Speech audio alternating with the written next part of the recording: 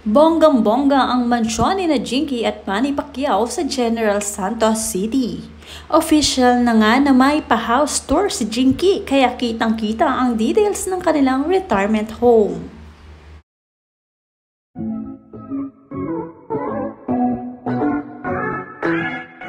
Proud na proud si Jinky sa achievement nila ng asawang si Senator Manny Pacquiao kaya naman deserve ng mga netizens na makita ang pinagpaguran at pinaghandaan nilang mansyon kasama ang kanilang mga anak. Panoorin at kung hindi pa nakasubscribe, don't forget to click subscribe and hit the notification bell to keep you updated.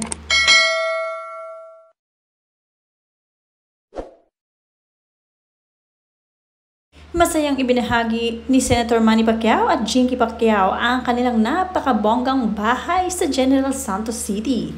Talagang ito raw ang bahay na pinakamaganda sa lugar at gayon din sa Manila dahil talaga namang kakaiba ang disenyo at ibang-iba ang mga nasa loob nito. Bawat gamit sa loob ng bahay na ito ay talaga namang mga designer at hindi basta-basta. Sa loob makikita ang maraming sala na may iba't ibang design at para naman daw iba't iba ang vibes.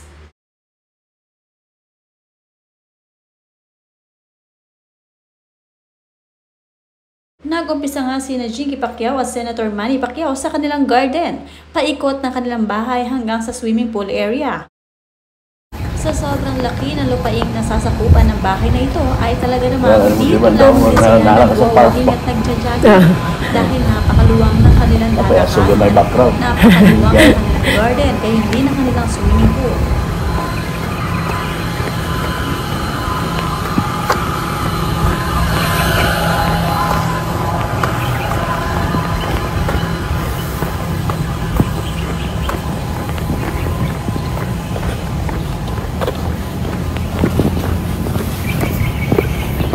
Bago sa ng G's house, madam, no?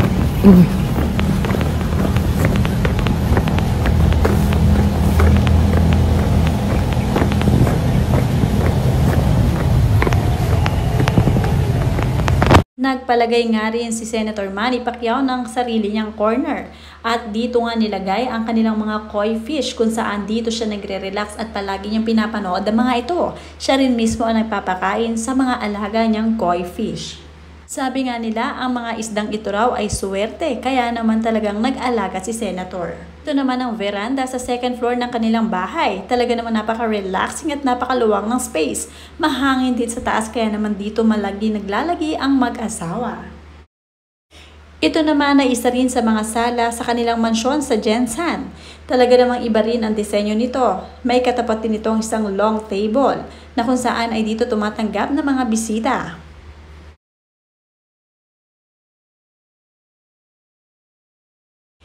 Ito naman ang kanilang swimming pool area. Ipinakita rin ni Jinky kung gaano ito kalaki. Talaga namang kinabog ang isang resort. Talagang ginopya ni Jinky ang mala resort na ambience para naman dito na lang sila magsuswimming anytime nila gustuhin.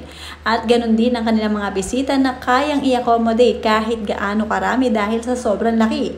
At hindi lang isa ang swimming pool dahil dalawa rin ito.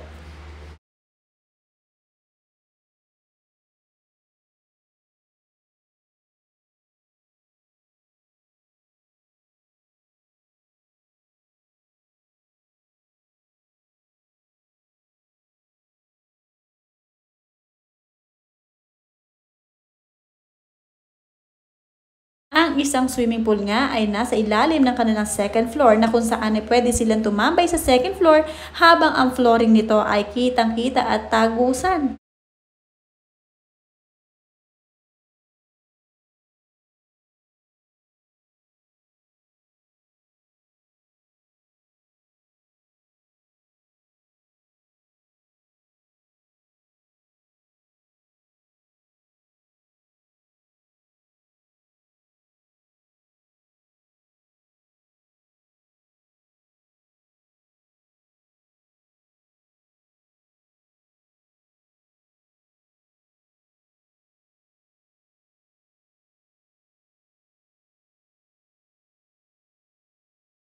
Inimbita rin ng mag-asawang Pacquiao ang pamilya Gutierrez dahil ang mga ito ay very close sa kanila at talaga namang mga taga-Jensen din nagmula. Kaya naman tuwing may okasyon ay laging present sa kanila. Tuwing iimbitahin nga nila si Annabel Rama ay hindi ito tumatanggi at agad-agad nga ay nagpupunta at lumilipad sa General Santos City para sa kanilang gathering. Lalong-lalo na ang importanteng bagay na ito na housewarming para kay Senator Manny Pacquiao at Jinky Pacquiao.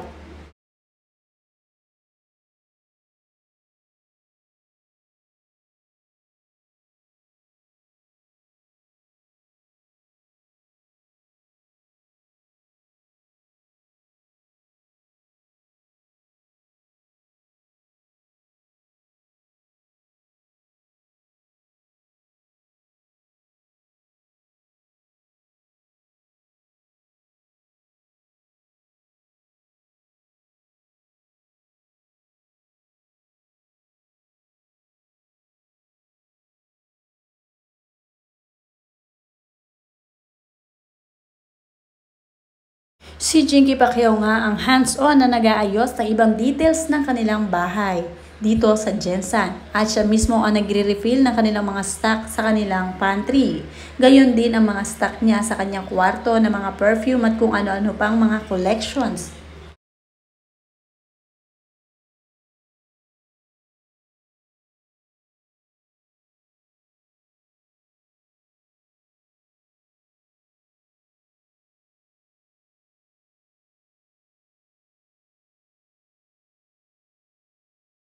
Ito ang hallway ng kanilang bahay na makikita sa ground floor papunta sa kung saan saang kwarto.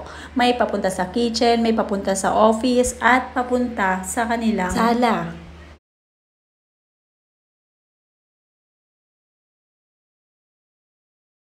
Ito ang isa sa mga colorful nilang sala na kung saan ay Hermes inspired dahil mahilig si Jinky Pacquiao sa mga signature na Hermes. Masayang ibinahagi ng mag-asawang Pacquiao ang kanilang housewarming at house tour kaya naman marami ang nai-inspired sa dalawa. Kaya naman marami rin na nag-aasam na soon ay magkaroon din sila ng ganito in the future.